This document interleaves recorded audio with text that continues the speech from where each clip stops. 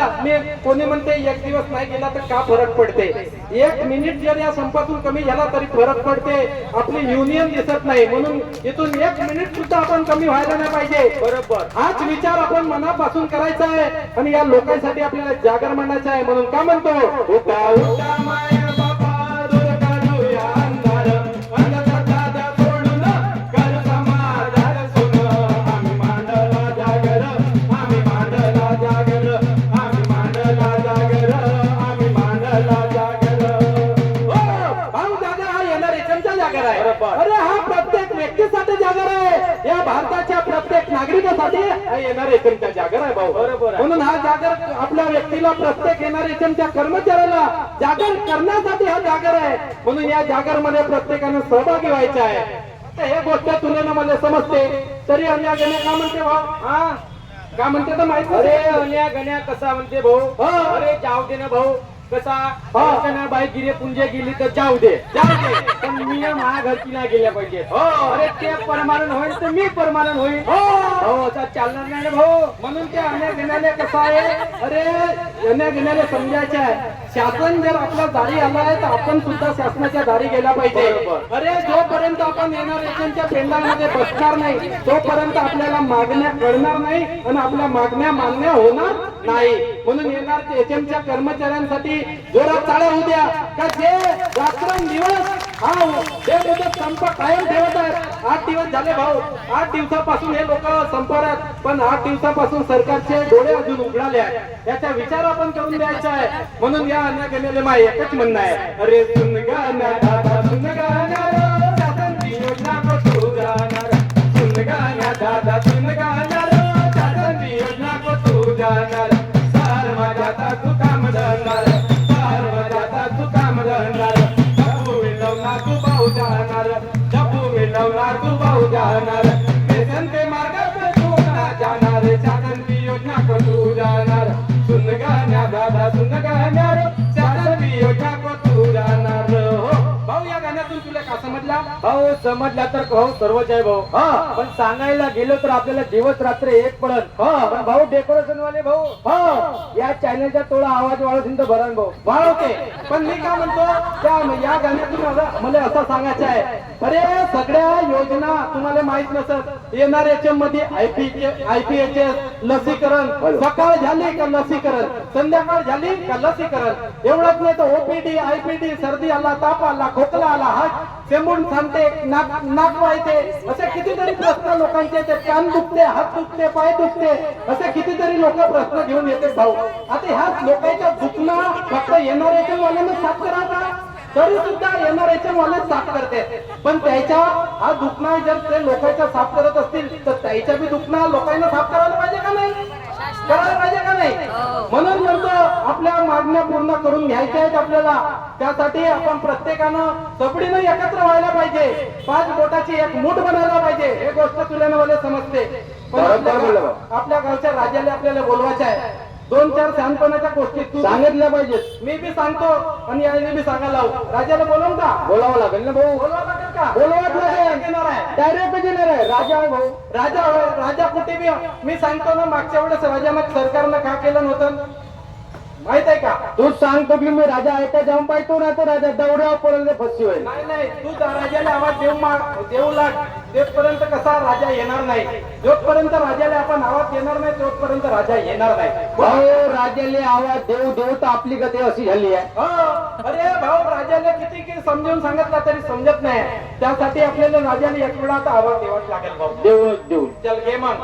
होशियार खबरदार, महाराजाधिराज, अधिकार राजनीती, पदार कोटी गेला रे हा. तुम्हाला पहिलेच म्हणलो मी ना, आवाज मारून काही फायदा नाही राहायचा. काऊन? कारण की आपला राजा म्हणजे भाऊ गद्दीवर बसलाय गद्दीवर बसलाय आणि आपण खाली बसले आहोत. अरे भाऊ, गद्दीवरच्या माणसाला खाली बी आणण्याची ताकद आमच्यामध्ये आहे. भाऊ आहे, पण वेळेला महत्व आहे ना भाऊ. वेळेला बी महत्व आहे ना, काळाला बी महत्व आहे. प्रत्येक वेळ सारखी राहत नाही. आज आमची आहे, उद्या तुमची राहणार आहे. बरोबर. म्हणून वेळ प्रत्येकाची बदलते आणि वेळ बदलण्याचे अधिकार आपल्याकडे आहेत. एक वेळा मारून पण आवाज बोल. बिलकुल. चल घे. रे,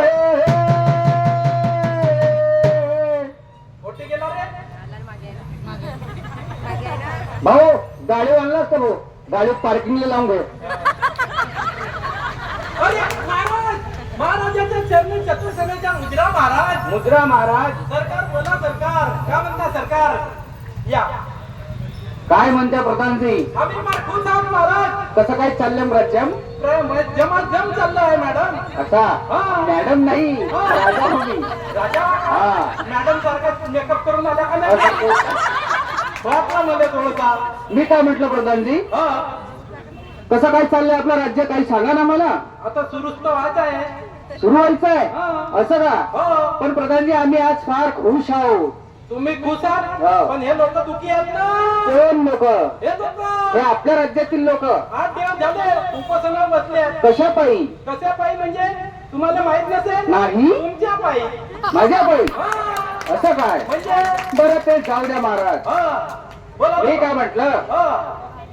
आज आम्ही नाचणार. नाचणार? हो. तर मग आम्ही पाहणार. तुम्ही पाहणार का? पाहुणच घेऊन असं. हो. तेवढंच नाही, आज आम्ही पिणार. पिणार? हो. का पिणार? मद्यपान करणार. अच्छा, म्हणजे पाणी पिणार. अच्छा. ठीक आहे, हे सगळं सोडा महाराज. हा. पण आपल्या काळाकडे लक्ष द्या. अहो तुम्हाला माहित तर मी तुम्हाला तेच विचारत होतो की हे एवढी आपल्या राज्यातील जनता इथं कशा पायी जमली आहे? जनता कशा पाहिजे? त्यांच्या समस्या काय आहेत, काय आहे?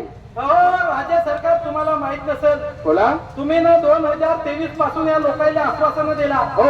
आणि 2% लोकांना तुम्ही ना परमानंट केल्या. हो. आणि बाकीच्या लोकांना तुम्ही लॉलीपॉप दिल्या. बरोबर आहे का महाराज? लॉलीपॉप. लॉलीपॉप म्हणजे करतो ना येतो ना म्हणून 4 वर्ष गेले. अरे सगळ्या काही गोष्टी पाहायला लागतात, असं एका खट्टे थोडी होते सर्व काम. आम्ही थोडीच म्हणता एका खट्ट्या करा, 10 वर्षांना करा. 10 वर्ष. 10 वर्षांना परमानंट करा. असं काय? 30% करा. थोडे करा तर सही. असं काय? तुम्ही वर्ष झाला का काहीच करत नाही आणि आम्हाला आमच्याकडे तुमचं लॉलीपॉप देत राहायचा. बरं. हा. तर प्रधानजी, मला तुम्ही तुमच्या समस्या सांगा, मी त्यांचा मग मोकळीकरण करतो. अहो महाराज, तुम्हाला माहित नसेल, हा. हे लोक आपल्या घरी साफसफाई करणेवाले लोक आपल्या घरची साफसफाई नाही करत, पण सकाळी उठले तर दवाखान्याची साफसफाई, संध्याकाळ झाली का दवाखान्याची साफसफाई, दुपार झाली का दवाखान्याची साफसफाई. तुम्हीच सांगून राहिले. कोणासाठी करते? कोणासाठी? या जनतेसाठी करते, पण आपल्या घरची साफसफाई नाही करत. पण प्रधानजी, मी काय म्हटलं, तरी पण तुम्ही याच्या विचार काही करत नाही महाराज. मला सांगा, तुम्हाला दाखवतो ना, आता प्रसंग दाखवतो ना. कुठले प्रसंग? तुम्हाला आपल्या डॉक्टरीनबाई, तुम्हाला माहिती आहे का सरकार, आपल्या डॉक्टरीनबाई हे आहे आपल्या डॉक्टरीनबाई. हा. डॉक्टरीनबाई सांगा काही आपल्या समस्या सांगा बरं. महाराज, मी या डॉक्टरीने या हॉस्पिटलची मी दिवस रात्र लोकांची सेवा करते हो. आणि याची रिपोर्ट त्याची रिपोर्ट वेळेवर देत राहते. असं. या जागी अगर मी हॉस्पिटल खोलले असते प्रायव्हेट, तर किती पैसा कमवले असते. अरे बापरे.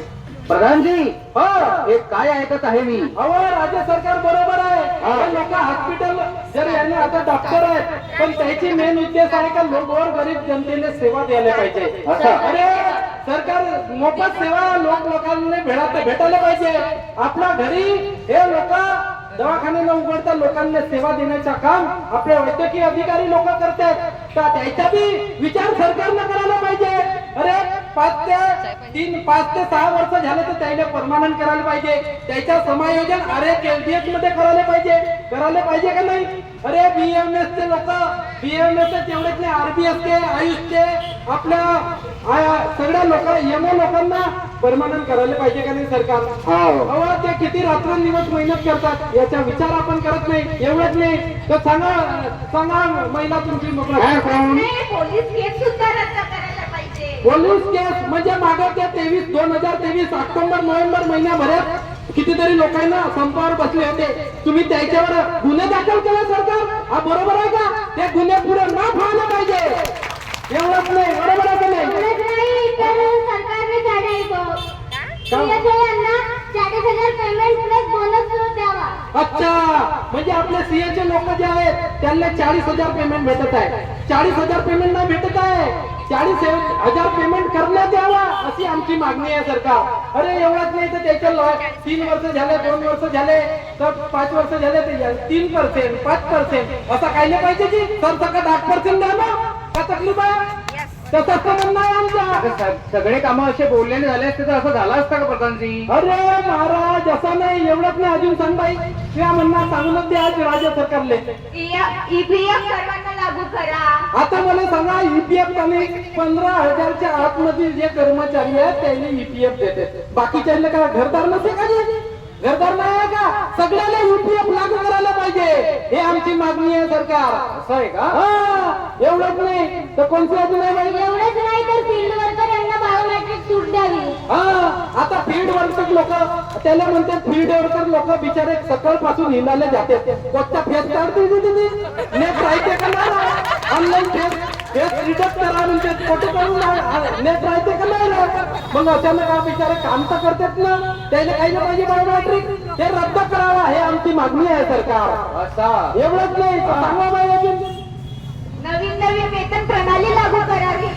म्हणजे कसं आहे, सरकारची नवीन वेतन प्रणाली नाही. आता 10 वर्ष मध्ये आम्ही जे कर्मचारी आहोत, आम्ही 4 वर्ष झाले, 5 वर्ष झाले, आम्हाला लॉयल्टी बोनस तर बरोबर द्यायला पाहिजे 8%, हे आमची मागणी आहे.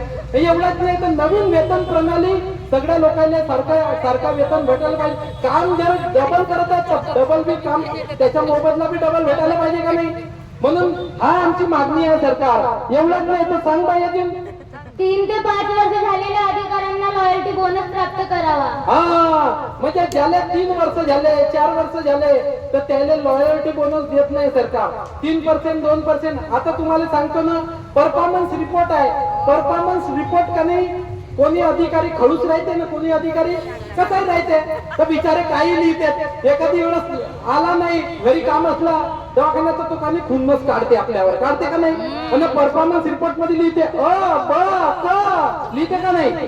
तर तेव्हा आम्हाला तरी अधिकार द्यायला पाहिजे ना, आमची बाजू मांडायच्या द्यायला पाहिजे का नाही सरकार? देतो. हा, अजून सांगा बाई काय आहे? हा, जुने मानधन नवीन ठिकाणी लागू करा. हा, म्हणजे कसं आहे, आम्ही येणार एचएमचे लोक आता घरदार सोडून आम्ही भंडाऱ्यातले लोक पवनीमध्ये जाऊन सगळ्यांनी काम करतात. विचार करा, जिथे जावं येवायला तकलीफ होती ती नाही होय का?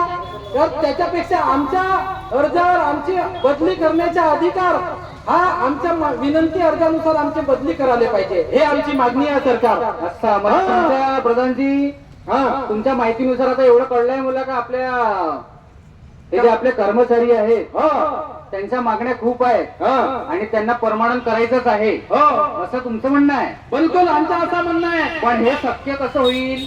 अगोदर मला सगळं काही पाहा लागेल. तुम्हाला पाहावं लागेल, तुम्ही पाहत नव्हतं आणि सोडीत नको पाहा. हळूहळू होते ना. वर्ष झालं का, वर्ष निघून जाते तरी पण आपल्याला 30% लोक भरायचे अजून आश्वासन भेटला पण भरला गेला नाही. भरला का नाही? होतील ना काम होतील नाही, करावं लागेल. कारण की यंदा प्रत्येक कर्मचाऱ्याने यंदा विचार केला नाही का यंदा बेमुदत म्हणजे काय मुदत ठेवायचा नाही. जो कर्मचारी कामाला गेला का त्याला नटा धरून इकडे बनावं यावेळेस अशी भूमिका आहे आमची. विचार केला का? म्हणून आता आपल्या एवढंच नाही, तुम्हाला सांगतो महापुरा दोस्त येणार होता. तो मी म्हणते का प्रत्येकाला जागृत करण्यासाठी आपण प्रत्येकानं सहभागी व्हायला पाहिजे. कुठे गेला तुमचा मित्र? हो, ते येणारच आहे. पण आता तुम्ही सुधरा महाराज, प्रत्येकाने आता तुम्ही जर सुधारले आपल्याला प्रत्येक व्यक्तीला सुधारायचं आहे. आता आरोग्य विभागाने चांगला करायचं आहे, त्यासाठी येणाऱ्या आमच्या सर्व कर्मचाऱ्यांना परमानंट केल्याशिवाय पर्याय नाही राहणार आहे. म्हणून आता तरी जागृत व्हा. समजलं का महाराज? हो. तुम्हाला समजलं? हो. तुम्हाला समजला? आता सरकारने बी समजेल, योग्य वेळ आली म्हणजे सरकार बी सुधारणार आहे. म्हणून आपल्याला येणाऱ्याच्या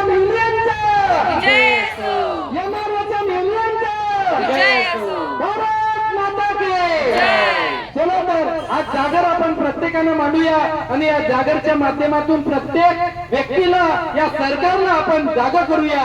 चला तर चला.